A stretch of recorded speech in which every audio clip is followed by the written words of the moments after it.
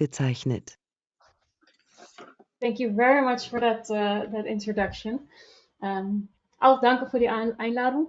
Ich spreche ein bisschen Deutsch, aber nicht gut. nicht gut. Ich denke, dass es besser ist für alle, wenn ich das weiter in English mache. So thank you very much for the invitation. Very looking forward to be speaking to you on the commercial AI solutions in healthcare and the recent market developments around that. Indeed, as was mentioned, please leave your questions also in the chat. I might keep an eye on them and be able to respond directly, or otherwise we'll get back to them at the end. I had some introduction slides, but I think most of that as I don't have to repeat. So recently I did defend my thesis at the Radboud University Medical Center on this topic. And as mentioned, currently I work at Bromion Health, where we do consultancy projects and help healthcare organizations to actually implement AI in their settings. One of our customers currently is also a teleradiology company, so that's also definitely within the scope. For this session, I won't be talking too much about that and the projects we do, so if there's any questions on that, feel free to ask at the end. I will be more talking about what the market looks like currently and what you can take into consideration when you want to adopt AI. And most of that knowledge and information comes from our website ai4radiology.com, which you can see here, and I will discuss in more detail later. So this came from my PhD, but is still now work that I do to keep that going and grow that. Oh yeah, and of course the subtitle, once a researcher, always a researcher. So I had a bit of a love-hate relationship with research, because I thought I want to bring research into clinical practice and make things that actually have impact in their daily work. Then I did end up doing a PhD, and it also kind of grew under my skin. So I think even though I'm not a full-time researcher anymore, I think there will still be research coming from my side as that kind of became a hobby, so to say, almost. Maybe familiar to some people here as well. So for today, what I will be discussing is first the market developments in the commercial AI field for radiology. What have we been seeing the last years, and what is it like now? And then I want to talk a bit more on when you want to apply AI.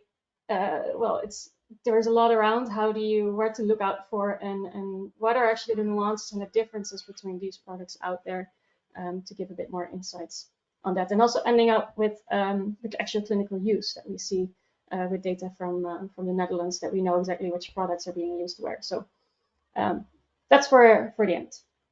So let's start with these market developments. So as I said, when I started my PhD in 2019 on this topic, it was a bit of a wild west. A lot of companies suddenly were founded with a lot of big claims about how radiology or how AI was going to be the next revolution in healthcare, how cancer could be cured. Well, there were some really, really big claims, but it was also difficult to find out what were mostly fancy marketing pages, websites, and what were actual products that you could already buy and implement clinically. And not just research work and algorithms that you could find online.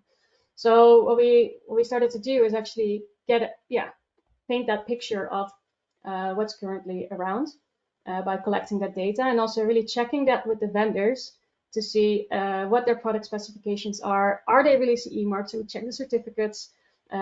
What's the scientific evidence that's there? And of course, that's rapidly changed. So when we put this website online, we had 100 solutions, as you can see here. We also wrote a publication about that, but we really noticed, publication, when it's the publication actually came only in 2021, and then already everything was outdated, of course. So we right away developed, I developed a website. I'm not a software engineer at all, maybe some data science. So it's been a bit hacked together. But we put it on a website so we could actually maintain it and keep everybody in the field up to date about it.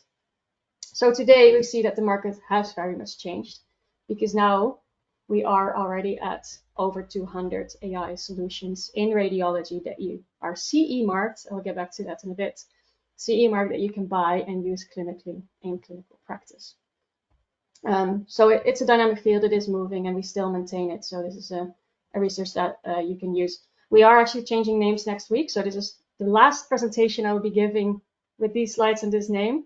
It's going to be named Health AI Register very soon. So from next week on, you can find it there, but it will have the same look and feel, the same content. So if we look at this market, to kind of get a bit more context around it, what does that look like within the whole AI healthcare field?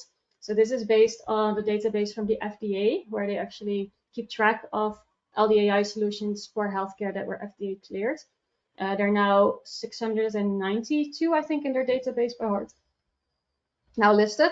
But as you can see, 77% almost of that is in radiology. So you see radiology is really at the forefront of this AI technology, AI adoption in clinical practice. We have cardiology behind that, neurology.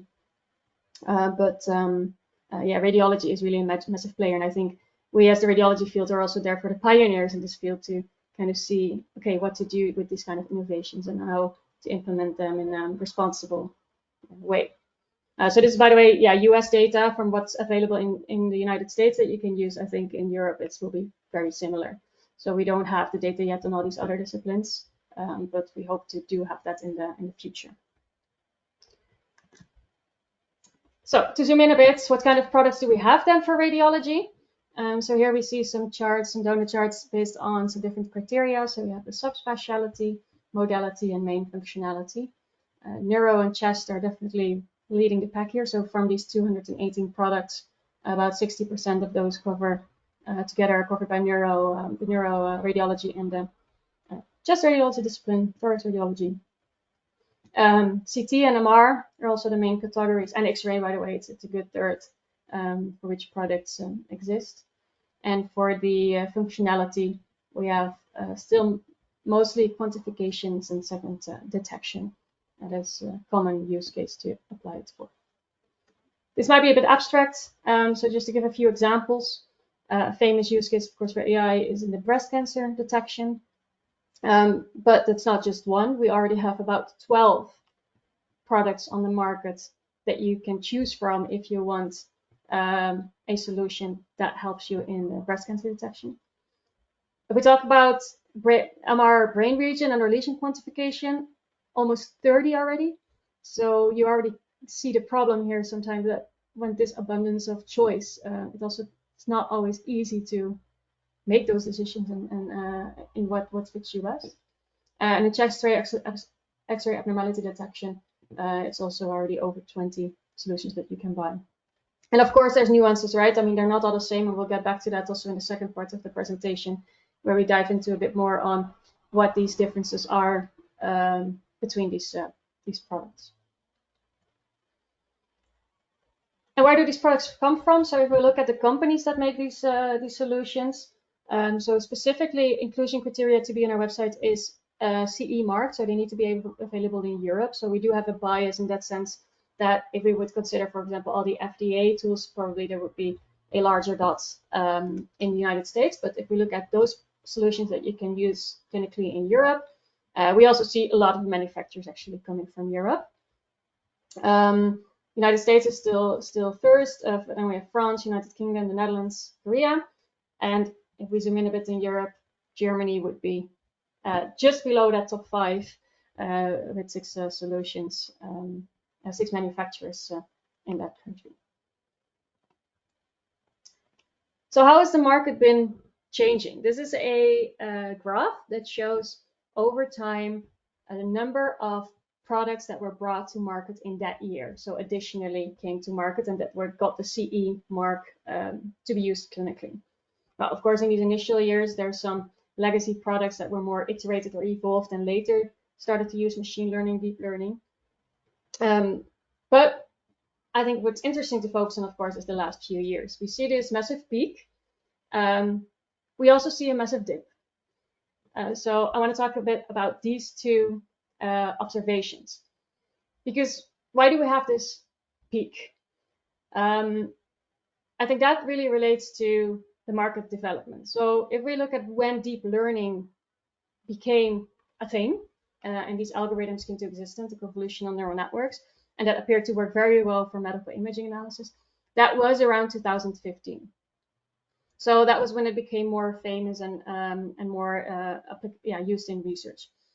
And what we noticed from the data from our website, it actually took companies on average 4 years to go from founding the company to getting their first product CE marked. So around that time, that deep learning became really hot and happening. And also, of course, investors were more interested. The space was wide open. So a lot of entrepreneurs started their companies. Was around that time. And then 4 years later, when we are in 2019, 2020, is then when also the big peak was of all these first products coming to market.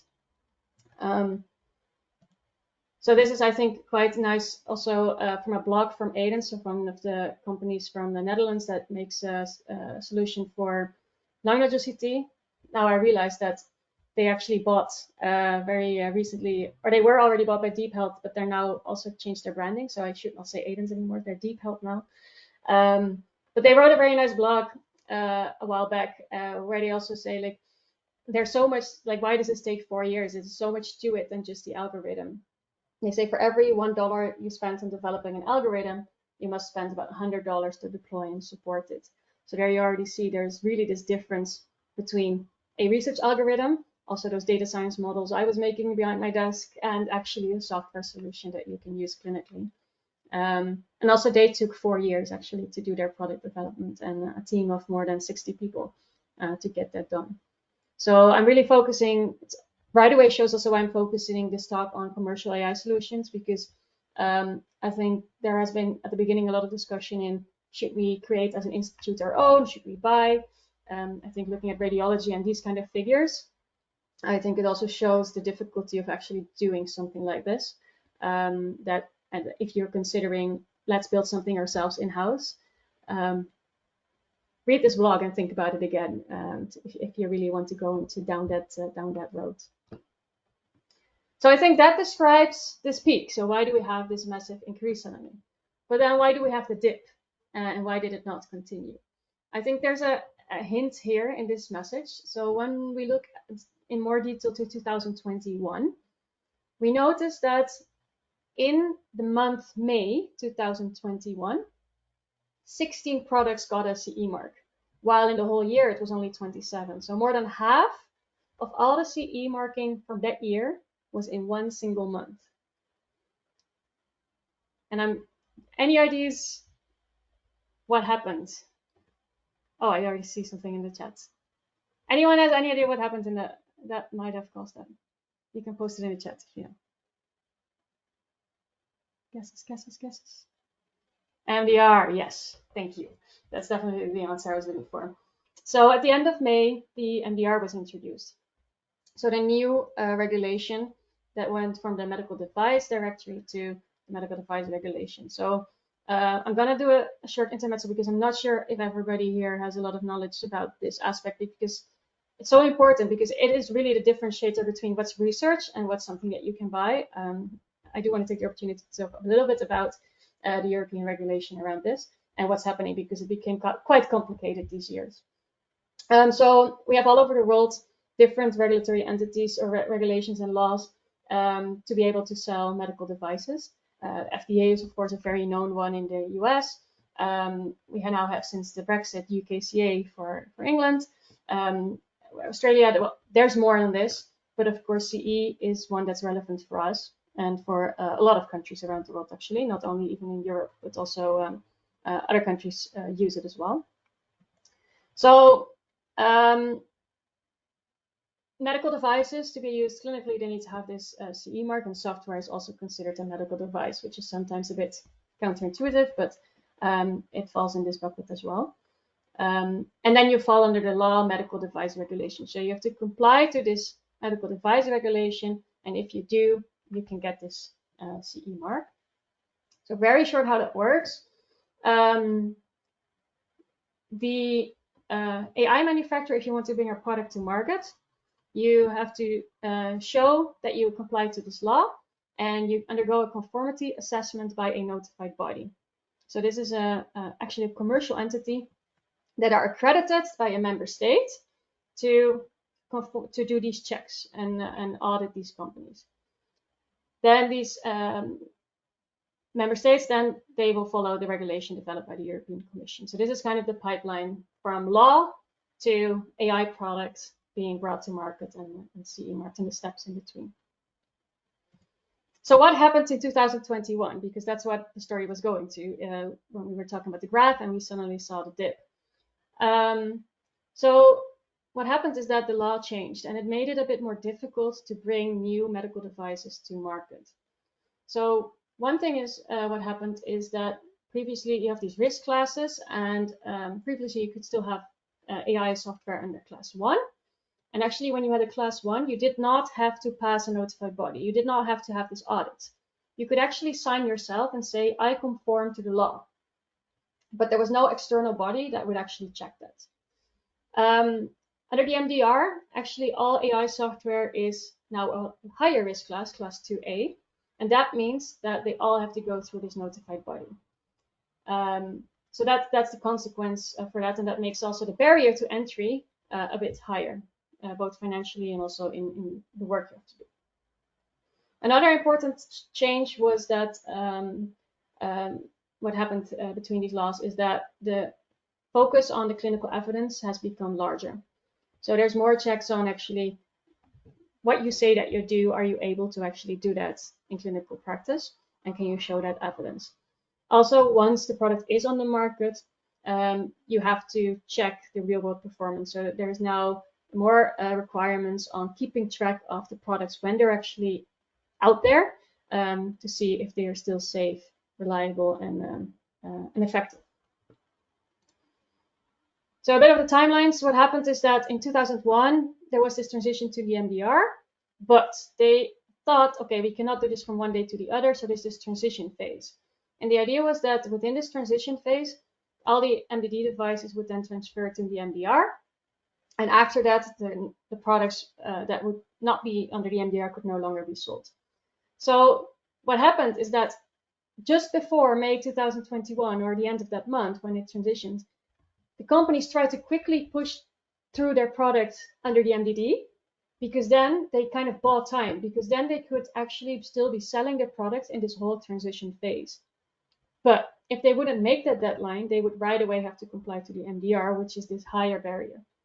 So that's why we saw in this month, May, a lot of new devices suddenly come to market because they were all pushing this deadline to still be certified under the old regulation and kind of buy time. Well, it appeared that this transition phase time was not long enough because the notified bodies, of course, had to digest a lot of new products that had to be reassessed. And so they extended it to 2028. So those companies that did that before 2001, they suddenly bought 7 years of time. So that's quite an impact that it has.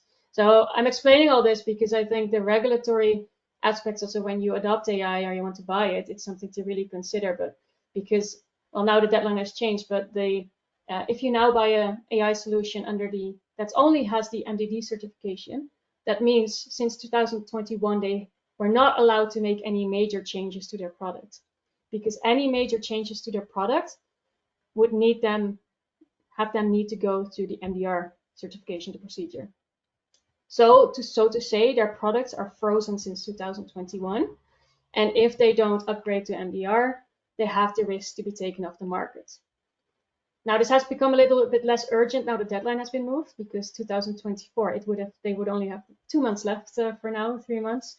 Now they have to 2028, so it will be taken off the market. It's not so urgent anymore, but I do think it gives a message to where they are at and whether they are up to speed or not. A question again for you. So try to find the chat again.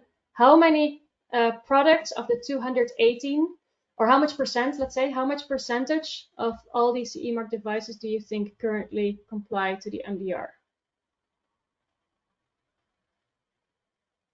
Let's have some guesses. I see 5% going in. Any more optimistic, pessimistic than this? 20, 10, 50. Okay. So you're kind of in in the right ballpark. We're 27% right now. So that shows you that there's still a lot to be done for a lot of products currently on the market to make sure that they are getting to that space as well. And of course, this is a giveaway, right? This 1/3 of class 1, that shouldn't exist anymore under MDR because all those devices will have to be class 2. So these are definitely the ones that have work to do. A problem though is, so I think there's not always to blame only on the vendors, like, hey, you still don't have MDR, like get things going. There, as I said, because of this change, the notified bodies are really, really full because they have to reassess all these things. So usually it takes about a year to 1.5 years to actually get that. So it already shows it also really takes time. Yes, and this has to do with how many are going to expire and how many news have to come still. So there is really a shortage, and that's also the reason why they extended this deadline, because it appeared not to be feasible. Oh yeah, another interesting law, of course, that's now happening. So the last thing I'm going to say about regulation in this bit, the AI Act. So on top of this MDR, now of course we're also getting the AI Act. It was in the news quite a lot this year because after a lot of iterations, it came through the AI Commission. And all AI software for healthcare will also fall under the AI Act, which means that they have to go through another conformity assessment. And they're still looking into if they can combine it with the MDR, so it won't be 2 procedures but 1, but it will cause some extra oversight of these products. So again, as I said at the beginning, it takes time to build a product for healthcare, and there's a reason for it because, of course, we need to keep also the patients safe. So I think those are the two main. To come back to actually what I was talking about is this graph. Why do we see the peak and why do we see the dip? I think the most important factors are, one, the markets. Deep learning came within 4 or 5 years, we saw a huge peak. And also then it became more saturated. It was more difficult to get new investments because you kind of missed the boat if you would start after 2021. And second, why we also see a bit of the dip is probably caused by also the laws that make it a bit, has made it more difficult to start up initially. Some more market developments. So we're moving to another topic. We also see more acquisitions and partnerships happening and shifts of focus recently. So the markets grew very quickly, and also a lot of people said like this is not gonna last. It's overcrowded.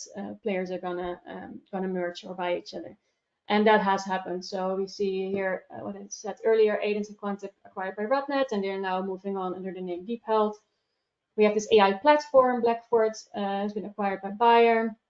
And Nanox, Zebra by Nanox, Argus by Tempus. So we do see a bit of this consolidation already that players are being bought, and that they might be become the total number of players will become smaller. Also, some shifts of focus. It was initially really hard to sell these products and actually make money with them. The runway costs were very long. It took them quite some years. So that also caused some to stop. So, for example, MaxView, they really quit everything, their activities.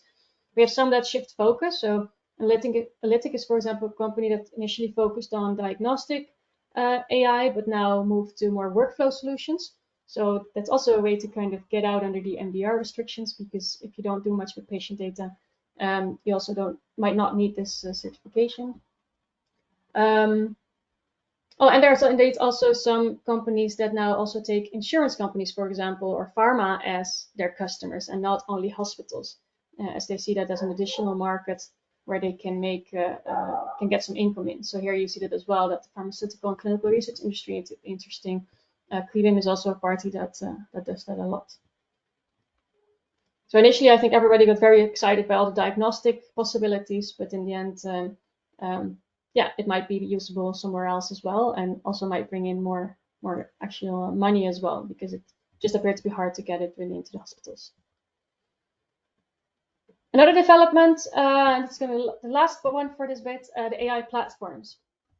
So we had, of course, all these different AI solutions come to market, but they were all like these point solutions and lung nodule detection, brain region quantification, lung embolism. And there's a lot of overhead if you want, of course, multiple of these solutions, which is usually the case if you really want to have an AI-supported infrastructure in your center. So what came about was this AI platform idea, like your app store you might also have on your phone, where one party integrates all these applications on the back, and you as a clinical institute only have, or as a service provider, only the, you're connected to only this platform, and it should be sort of a plug and play where you can try different AI solutions out and use them in clinical practice. This is still very much under development yeah, how these, what role they play, but also there we see a big boom. So if you think, oh, 218 products, that's a lot to choose from. Well, for the platforms, it's becoming a lot to choose from as well. There's also not one or two players. And I think here we already start to see the consolidation as well, because on this sheet is still OCMS. And 2 weeks ago, they announced bankruptcy or filed bankruptcy. And then they got suddenly bought by DeepSea. So there we already see as well that they might not all stick around for the long term. But as you can see, they come from different sides. So we have independent AI platforms that really started as like the business model having this AI platform. Some come from the PACs or the RIS, which of course they already have an infrastructure, they have a user base, and they supply this as an extra service. We have it from the scanner manufacturers. Some of the AI vendors, they kind of move away from only developing themselves to also distributing third-party algorithms. Post-processing platforms like Recon, and some that I put in the box of other. But as you can see, we thought it would become easier that they would do this, the choices of which AI solutions to choose. But in the end, we now get to the question of which platform to choose. So it's not easy, I can imagine, as an organization, if you want to make this step to AI adoption. I'm going to pause here for 1 second. This was about the market development and what has been going on recently around that. The second bit I want to focus on, with all this to choose from, what are then the differences between these products, and how do I find one that fits us right? So I'm going to go through 4 different topics based on chest X-ray AI. So I selected the use case for which actually quite a lot of solutions are available. So if you filter that on our webpage, you get 28 solutions come up. And I'll just show you from this some examples of what these differences are to illustrate. So first of all, the product characteristics. If you would want a solution for chest X-ray AI to help you there to detect abnormalities, you do see differences between these products and what they do. Annalise, for example, they say we do everything. They have more than around 124 chest findings, and they try to be really comprehensive and not do just a few major diseases, but work towards this comprehensive AI that can do it all. While, for example, GE really focuses on the scope, so they have a critical care suite, so they develop solutions that really match this application. Riverain has, for example, a solution that does bone suppression on the X-ray. So it does not really detect these findings, but it helps you as a physician to be better at detecting these findings. So you already see that even though they're all chest X-ray AI, there are very different flavors in what they actually detect and do. Then the second thing is the visualization of results is very different in what you can expect from that product. So the here we see 2 different outcomes that you can have from maybe a similar algorithm. So CLIMAM has this report where you get an abnormality probability for the whole scan and some probable findings with a heat map. Whereas this example shows bounding boxes for each individual finding and also a score for each individual finding. So the algorithm behind it might be quite the same, but how they visualize it and what you can do with it might be a bit different. Similar to these 2, we have this triage tool by ADOC, And what they do with the scores maybe is that they actually flag these images in your work list and say, hey, something was found here, or order them accordingly. So this is, again, might be the same algorithm behind it, but it does a very different thing, whether it's triage or whether it actually helps you in the annotations and detection of things. Oxypod is another flavor, and what they aim to do is to automate all the normal reporting. So they say, we don't actually detect abnormalities, we detect normal scans. And once we detect those normal scans, we hope to be able to automate that process so the radiologist doesn't have to look at the normal scans anymore, and they can focus their time on the ones that are abnormal. So again, could be similar algorithm behind it, very different approach, solves a very different problem within your organization, depending on which one you choose. A good thing to look at if you want to actually know what those products are doing and what their purpose is, whether that's, for example, the normal detection or which abnormalities it can find, we have the intended purpose statement. So this is the statement that you need also, again, for the MDR, which says that for which the device is intended to be used. And this determines also what evidence they have to bring to the table and also what you can use it for, because if you use it for something different, it would also be considered off-label use. The FDA has a very nice database where you can actually look this up. So this is, again, this AI database, but also any medical device you can look up and check out a summary of what it's cleared and what the intended purpose is. In Europe, this does not exist. I think that's really a problem, that we cannot find anywhere in any database which products are CE marked, based on what, and even for what intended purpose. So if you want to find that out, you have to collect it yourself. So that's what we did, because we thought this was such an important aspect of, if we want to showcase and bring transparency to the market, we need to know what these devices are actually allowed to do and not just rely on their marketing text. So we actually asked for all the intended purpose statements of these medical devices on our website, and we actually got them back for about 150 of them, of the 200. So that was quite a lot. But we also found that for many, they were not complete, so they did not give all the information that is actually required by the ISO standards. And also many had contradicting claims and disclaims, which makes it very hard to understand what they actually do. And to just give you like snippets of an example of that, this is for a chest CT AI tool. In the same intended purpose statement, it says this: it is a tool used to support the oncological workflow by helping the user confirm the absence or presence of lesions. However, there's something in between, but at some point it says it does not directly generate any diagnosis or potential findings, which I find very interesting, because initially it says confirm the absence or presence of lesions, but it says we don't give any potential findings or generate any diagnosis. Another example for a breast density AI tool, it calculates and quantifies a density map, and from that determines volumetric breast density. But it's not an interpretive or diagnostic aid.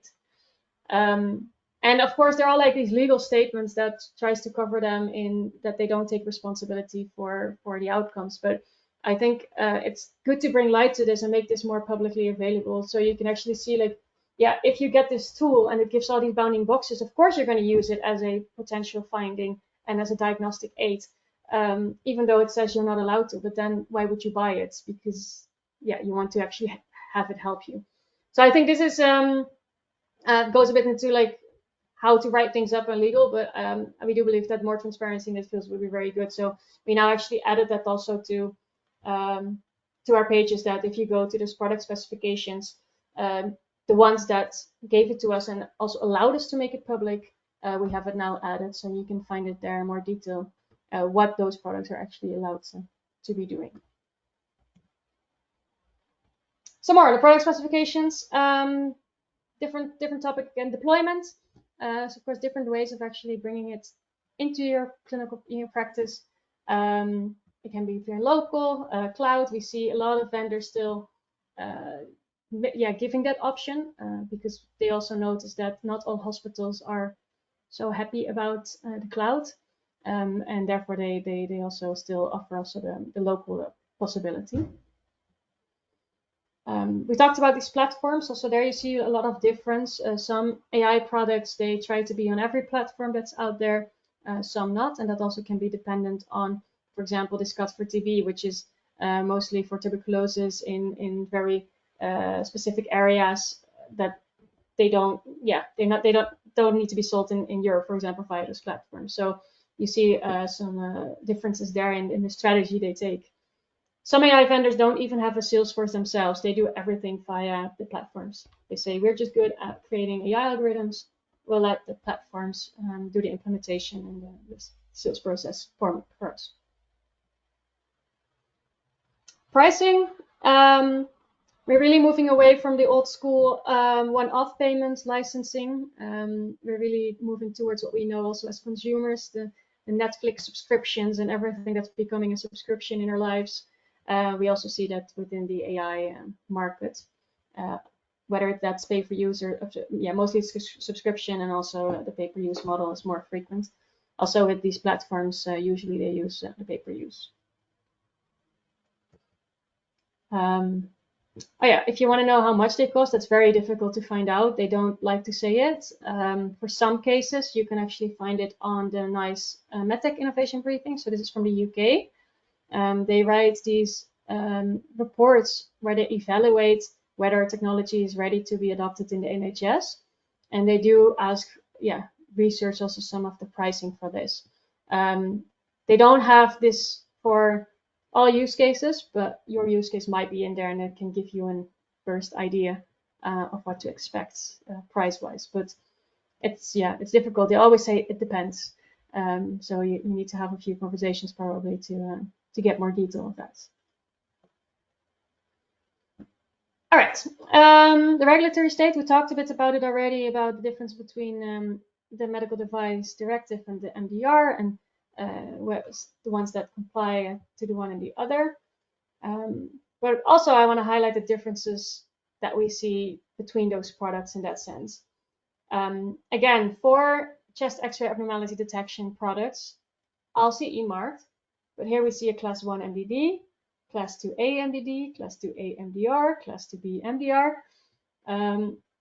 So can be quite different. It's not very homogeneous where we're going. It's a very now mixed field because we're in this transition phase. But even under the MDR, there's still differences between the classes, sometimes for very similar products. So for these are two quite different products, but we also have some examples here for 3 products that do very similar things, all brain region quantification. But there's these 3 different types of certification we now see on the market. Same for the chest CT. Even under the MDR, still these differences exist. So we are in a bit of a weird time. It's not all the same. So also here again the message: CE is not the only thing to check. Check what kind of CE is it, MDD, MDR, what class, and what can you expect from these vendors that they have gone through in quality assurance to make sure that you have a safe and reliable product. Of course, very important as well, scientific evidence. Because in the end, you want something that works and also provides benefit to your clinical practice. Very much heterogeneous as well. Some vendors are very focused on scientific work and they publish a lot. Some don't publish at all. That's very different. And we found it also in a paper we wrote in 2021. So this was based on the first 100 products we had on our website, and we looked at all the scientific evidence that was available for these products. And we found that two-thirds of these products had no scientific peer-reviewed publications at all. Of course, this was in 2020 that we closed the deadline, and you might also know publications also take time. So it has become a bit better since. We have more prospective evidence as well, and we keep track of that in the newsletter. So I think we will see here some examples as well of first evidence on the potential value. This was a retrospective. improved the patient voice sensitivity, so where it was a reader study. So we do see more now coming out on that, but still there is a lot of difference. Some products don't have any evidence, some have a lot. Yeah, these are also examples of prospective evidence. Besides trial this summer, it was hard to miss, I think, for the breast cancer screening program. It was the first randomized controlled trial for breast cancer screening. So that was one that got a lot of attention recently. But yeah, if we look at all these products and you have these studies, that's nice and you can read them all, but then probably you still don't know. Oh, my slides are a bit jumping today. You still don't know, okay, which one is the best for me? Which product is actually the best performing one? Because that's difficult to find out because everybody uses their own study protocols. The products might not be completely the same. Studies are often sponsored by the vendors themselves. Yeah, and important one also, AI products are not static, right? So a paper from 3 years ago might not be as relevant anymore for now because it has changed in the meantime. So it's quite difficult to be up to date with the actual most recent performance of these solutions and be able to compare them. Part of my PhD, therefore, was to kind of set up a methodology where we could actually do this. We called it Project AIR. So here we try to have a process in place where we can more continuously, retrospectively assess the performance of these products. And also when new updates come, that we can actually redo it. And that we can have a more up-to-date overview of what this performance actually is.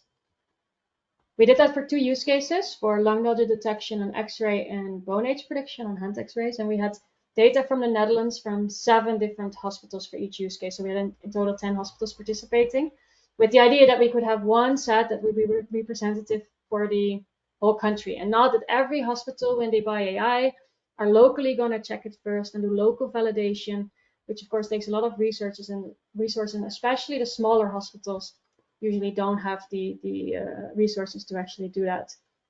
And we thought, can we do that at once? And I think teleradiology is also a very interesting field there because you of course have data from many different angles, different clients, different hospitals, and different centers. So you have a very mixed set where you could very well have a good representative validation set for them. In the end, we were able to validate 9 products. So all the vendors that had an applicable solution were invited. Not all decided to participate, but 9 did. And the reason was that we did not want to publish the information as a company A, company B, company C. No, we wanted to publish Oxipit had this performance, Siemens had that performance. And of course, that was a bit scary for some. Yeah, because it's not the most common thing that's being done in healthcare. Of course, we know it from the consumer market where constantly laptops and phones and washing machines are tested against each other. But yeah, here it's found a bit scary. But 9 participated. We also had many radiologists participate. They were doing a reader study with this program Grand Challenge that was developed or is maintained and developed by the Radboud University Medical Center, where they could also say give the results of their radiology expertise. So we also had some context to compare to. So this publication came out in January, and also now you can find the results online in this leaderboard. And the idea is here where you see all the readers and the companies. And the idea is here that we can actually update this. So we added the versions very clearly. So if a new version comes around, we can actually just add that version and also see how that changes over time. So we will do a redo also this year. We have a PhD candidate starting in 2 weeks' time, taking over some of the projects I've been doing, and then we'll see also how it has changed after 1.5 years. What I'm really looking for, though, in the end is not this retrospective validation. It's one step to really see, hey, how good are they? But in the end, I think what I envision is that we have way more of this continuous monitoring. So once it is in use, can we continuously see, hey, something weird's happening? We see a different outcomes of the AI. The software might detect, hey, I see different data coming in, because the patient population is changing, because the machine was maybe replaced. It was maybe not part of the intended scope, and that's being flagged as, hey, we see data drift, something's going on, and give that feedback back to the vendor to work on, and also be able to, as a hospital or healthcare organization, to monitor, are all my AI algorithms still doing what they're supposed to be doing?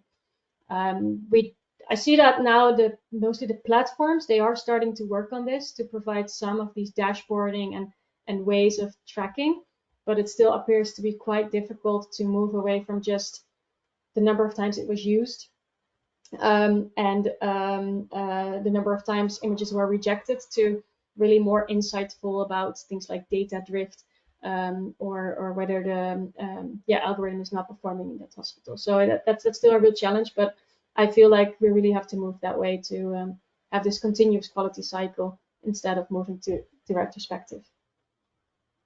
Big advantage of this as well is that you can hopefully show the impact of what actually changes in your clinical setting with this product, because that will also help you in your business case for having AI in your center. The last bit to wrap up with, clinical use. So with all these products in the market, of course the question is it being used clinically, and are patients now, or radiologists working with AI solutions to help them in the diagnostic procedure? In the Netherlands, we can say yes. So I don't have the data for Germany, unfortunately, but in the Netherlands, we have, I see it's the works that submitted work under review, but this has been published. We've been keeping track of this for 3 years in a row, where we asked other radiology departments in the Netherlands to describe to us which products, commercial AI solutions, they were actually using.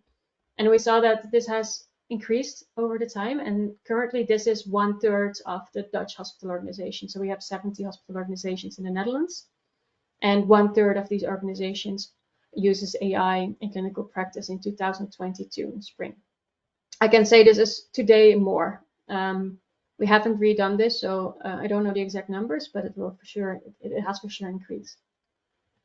What has really increased as well is the number of implementations. So where initially each hospital had pretty much one AI solution to try out, now they might have already around 3 on average. Also, some were discontinued. So it was a trial, a pilot, but it did not really meet the expectations, or in the end, there was no funding for it, which is a very frequent cause, that they got the pilot for free, but then, oh no, now we have to pay. Is it really worth this? And that could also lead to products being discontinued and not being used anymore. And then this last one in blue, unique products implemented. Initially, all products came from the Netherlands, from Dutch companies almost. So they were startups that were spin-offs from university hospitals very frequently. So it was very closely related. Now we see them really coming from all over the world. So we moved out of this close to home support of vendors, but really looking for products that fit and have a good solution. So here the overview of what we then see being used. Bone Experts by Visiana, which is the bone age solution, is definitely the one that we have seen the most adoption in. It's a simple use case. It's something radiologists don't like to be doing. It's not very expensive, so this is one that really draws a lot of attention. Other than that, in neuro CT and chest CT, these are major areas where we see a lot of AI adoption. Stroke is a big case. Nicolab is a company from the Netherlands. Aidens is a company from the Netherlands. So we do see that these Dutch companies also, do have a bit more traction probably in the Netherlands. It might be overrepresented in different, differently represented in different territories. This paper is all this information and these figures you can also find in the publication, so they are publicly available. We also asked them, does the clinical use of the AI actually result in value to you? Where we had the questions of increased health and cost reduction, and cost reduction alone, or none and unclear. And this was very subjective. They were the AI ambassadors of the department, and so they are probably more optimistic than the general radiologist maybe. But I was actually quite happily surprised that they were quite positive about it, that it actually did have an impact on their clinical practice, even though, as I said, very often not measured and not in data, but the feeling that it increased health or reduced cost. I do find it interesting, nobody said cost reduction alone. So that's, I think, a big signal as well. The focus of these products is usually still on, okay, making that diagnosis better, be better together with the radiologists, but really having a strong business case appears to be still very difficult on the efficiency side to have an impact there. And also a lot say unclear. I think that's a very fair answer because it is for many, many cases still very unclear. My last slides to wrap up. The summary of the many things I've been talking about. I can imagine it has been from topic to topic, and I can also imagine everybody has their kind of interest and takeaways that they have from these bits, I hope. But to wrap up, the number of products and vendors is no longer growing as fast. So we do see a market that's more stabilizing. The adoption is steadily increasing. At least in the Netherlands, we know that it's going well now. I think the future of AI is really also in the platforms. When we have multiple AI solutions above 5, it's going to be difficult to maintain with the overhead of different integrations, contracts, servers, and it has a benefit to have them all via one supplier. So I think this is definitely what we're going to see in the future as the way to adopt AI in clinical practice. And I hope that the increasing real-world evidence of these solutions will finally also demonstrate the value of AI in clinical practice, because I think that's still the big pink elephant in the room as well, and the unknown that for many cases we still don't really know if it's going to make healthcare better or cheaper. And with that said, I think we're in a very natural state of a new market. So that's also why these graphs are here. You might know the hype cycle from Gartner. That's reflected here, where you have these very high hopes, which were around 2015-16 as well, many new companies. And then we also figured, oh, is this really the solution for all our problems? Maybe not for all of them just yet. And I really think we're going to this new normal.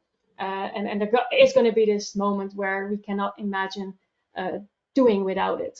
But it is still, we're working towards that, an evolving market. And I want to leave you to that. If you want to get in touch, these are my contact details, and I'm very happy to answer any questions that are still open after this talk. Yeah. Kicky, thank you very much for such a lot necessary information. I think everybody who is engaged in this business or health solution needs these information to decide what to use, what not to use, what to do, and everything more. And now I ask our audience, are there any questions? I had one half an hour before. It was a question belonging MDD versus MDR, but I think in your presentation you gave the answer. If not, if the person is already in our session, you can ask your question if you use your microphone. Already not. There's another question. Pardon? There's one question in the chat right now. Yes, okay. I can. Can you read it, Kicky? The question. Yeah. So the question is about the. Yeah, oh. Okay. It's your okay. Yeah. So the question is about the big regulatory hurdles that I was talking about, the AI Act, the MDR, and what risk is in that, and do you feel that the focus of manufacturers is switching to the US market, and what should we think of that also as the EU market? So this has been a topic of much discussion also online, that this AI Act is going to hinder all innovation, not only in healthcare, by the way. So this is a topic that the AI Act has really brought about very, very widely. So I think initially the order might change for some companies to say like, okay, we're going to focus on FDA first and then MDR. So there might be some risk. I think also the challenge is there's more reasons to choose for a vendor to go to market in a certain territory than just the difficulty. Because if you're, for example, a German company, you have your German network, you have your relations where you can trust and do trials and get this clinical evidence. If you want to get FDA approved, you also need this clinical evidence on American data. So you need to set up a study there. So it might still be more disadvantages also for some European vendors to start in the FDA, and which will still drive them to start in Europe. And of course, the other direction you can comment on this, why this is good, is EU is the first one to have an AI law. Also, the MDR was there for a reason, because the MDD, there were, things happened. They say regulation is written in blood. I like that expression. Like, there's regulation for a reason. Something happens why rules were made, because patients were harmed. So I think it does make sure that we have medical devices in Europe available that are safe, reliable, and effective. And it is finding a way that we can do that in a less bureaucratic way, more efficient way than we do it now, that better suits software. I'm very much fan of that. But I think, still safety is, of course, an important factor here. We have another question, which I think is very, very interesting in the chat.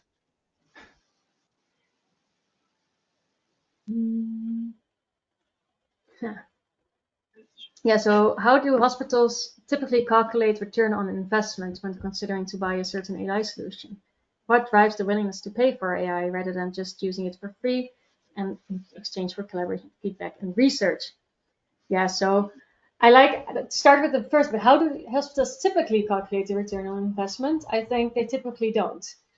I think there's now quite a bit of acceptance to be paying for the solution without really knowing what it's going to bring. First, because it's difficult. Second, also because it's kind of learning money. So because a lot of institutes are doing it for the first time, they also accept that they're going to do something that they're going to learn from and might not be first time right. But they find it important to interact with it, try things out, have their radiologist work with it, and gain experience. Because you also know, like, we're doing this for the first time. We don't know yet what to look out for. We don't know yet what questions to ask. So let's just start with something, which might not be the benefit yet. I noticed also our customers are, for Roman Health, are usually the ones that already gone through the cycle and failed once or twice, and then say, okay, we don't know how to do this right, so please help us. So you do see that, it's a way of gaining experience, right, when you do something new. With that said, I do think it's very important to do calculate it. You have different methods like health technology assessments, which can be very broadly set up if it's really about quality of care. Sometimes you can make a business case quite easily. It doesn't have to always be very difficult. But yeah, I think the risk is in these free pilots. We do see that very often. It starts with a free pilot. They're actually quite happy with it, but then they don't know how to pay for it. And then they have to quit it. And I think that's very sad, because then also you lose the enthusiasm from your users for if you come up with something new again. It's like, yeah, it's going to go like last time. So there is benefit in doing things properly and starting with that return on investment, and see also where are you going to get the finance from for the long term, and not just for incidental budgets to try things out. Thank you. Are there any more questions? Oh yeah. The question is, did you look at special quality or functionality criteria as explainability? Ooh. Yeah, so what we do, we list a lot of product specifications and what the output is and what they visualize. I think for radiology, explainability is very often inherent to the product, because you have an image, and the good thing is that if the AI finds something, that it can be shown on the image, like with a bounding box, with a heat map, and that also allows you to check whether you agree with that finding. So I think for many radiology products, explainability is quite inherent already on the solution. For some where it's more about risk scores or case scores, it's a bit less. We don't assess that for our website, at least specifically. We try to display as much as we can on what the output is. In what, yeah, that. And I think explainability for me, that's more of a personal thing as well. I think there's many things in healthcare we do that are not explainable, that we don't always exactly understand. So I think explainability is very important in the development process. Sometimes I find it a bit less important in the actual usage, that a radiologist always, or a user clinician always needs to know all the details of how the decision was made, because that's the power of deep learning. It can find things that we might not be able to explain. So I think there's also the risk of undermining that power by trying to kind of make it as human as possible. But that's maybe a different ethical question and story. Okay, thank you. Any questions from Dr. Engelmann or Dr. Möller, my two organization colleagues? Yes, I have a question. Kicky, Dr. I would like Engelmann. to ask, I would like to look into your crystal ball. What do you think will be the situation in 5 years? What will be the situation on the market regarding companies and products? And the second part is, what will be the change in work of radiologists? Okay, so two questions. Yeah, more of the market and how does that then reflect on the Yes. radiology practice. So the market, I think we're going to move to these platform structures for adoption of AI. They are now, some platforms first said, yeah, we're going to only choose the best, but it looks like most of them are going to adopt. They're going to try to connect as many AI solutions as possible. So that's also going to help customers, healthcare organizations, to have freedom of choice in what solutions they want to use. So you can have multiple point solutions in your clinical practice more easily. That will drive adoption, I think, for sure. That it will become easier to kind of change things around. But it will also allow, and what I think will be interesting, to have multimodal inputs. So now all AI algorithms are pretty much working on just the image, sometimes also a previous image that's included for MS, for example, multiple sclerosis, but it's image based. But of course, there's way more data that a radiologist normally takes into account as well. Whether something's abnormal is also related to how old is that patient, what might be the history of that patient. So we don't see that kind of algorithms much out there yet, but now we have the large language models, which is able to structure a lot of text data feed it into these algorithms. And also with these platforms, it will be easier to connect the different systems in the healthcare organization, where the images are, where the text records are, maybe even genetic data is, to come up with solutions that take that into account. So I'm really looking forward also to this multimodal solutions in clinical practice. Then for the radiologist, how is it going to change? It is going to change. I think there's going to be some work that you will not be doing anymore. I think in breast cancer screening, for example, we definitely see that happening already, that instead of double reading, it starts to become single reading plus AI in some countries. And I think that's a very clear example of how it really can have this impact also in efficiency and also in quality. And I think in normal clinical practice or teleradiology practice, we'll see that as well. Chest x-ray, there's being talked a lot about that maybe someday in 5 to 10 years, there's no radiologist almost looking at chest x-rays anymore. Maybe most of that can be automated. So I think now it's being used as an aid a lot, but to really have a positive cost-benefit analysis, cost effectiveness, I do think we need to move also to stop doing some things that we're now doing in that profession. Mm-hmm. Thank you very much. There is one more question. Your examples are mainly focused on AI for diagnosis. What about AI for workflow or equipment control? Yes, very nice. I'm preparing a talk for ECR on that, because I have a talk on business AI solutions. And I found that it's still quite limited. So the majority is definitely still in the market is for AI for diagnosis. The workflow solutions, some are starting to try things out there. So for example, image enhancement, having shorter MR times that with the same image quality. I think that's a very interesting case. Also, the machine manufacturers are working on that. But standalone AI solutions for this specifically is still quite limited, to be honest. So I'm trying to map them now and get more clarity on that. But I think still a place where a lot of innovation can happen. And one more.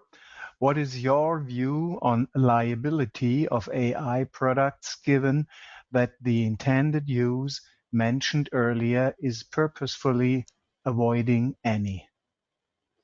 Yes. So indeed, these vendors that develop these AI products, of course, they with these intended purpose statements, they try to avoid their liability. And of course, they're also now intended as an aid, and they leave this final decision very much to the user, and that puts also liability very much to the user. And I think at this point that also makes sense. It also gives some clarity.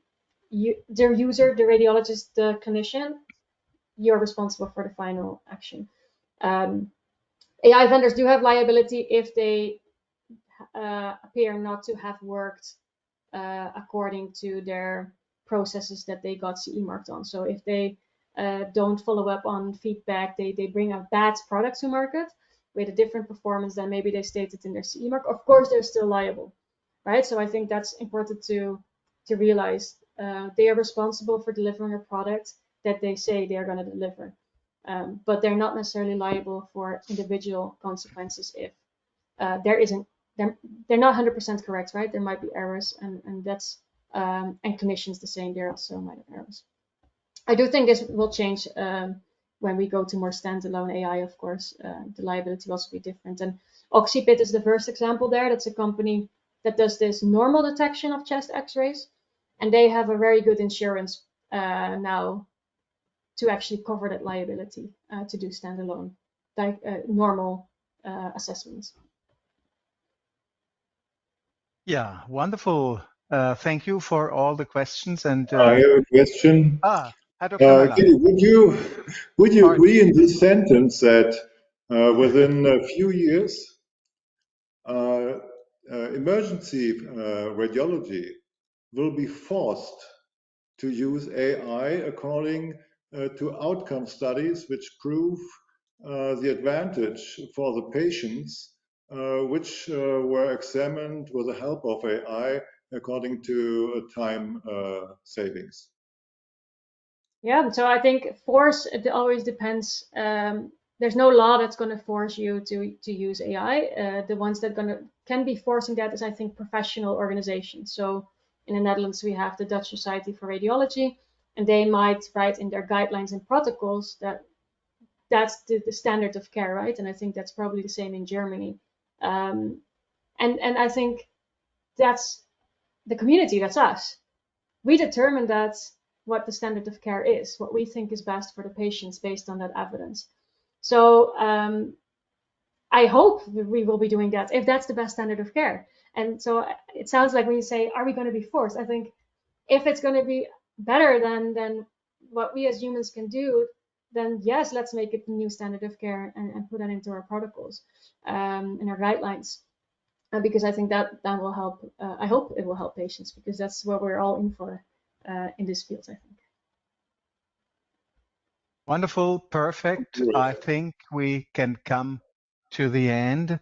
Thank you, Kicky, for the interesting informations, for your answers. At the audience, thank you very much for your questions. In June, we are going to continue our series of events with current topics. We are happy about suggestions.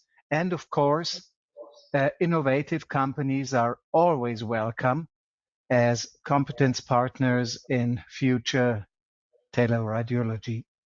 By the way, I forgot to introduce you to nurse Stella and her option on AI. Why have chief physicians decided to introduce artificial intelligence into their team? Because they have heard that AI is the only intelligence that never asks for pay rises or coffee breaks. Yeah, with this wise analysis, we wish you a nice evening today and a pleasant rest of the week. Thank you and goodbye. And my two colleagues and Kiki, Dr. Möller and Dr. Engelmann, I ask not to disengage yet. We have to talk a bit more. Thank you very much and bye-bye to everybody. Bye Thank you very bye. much all for joining.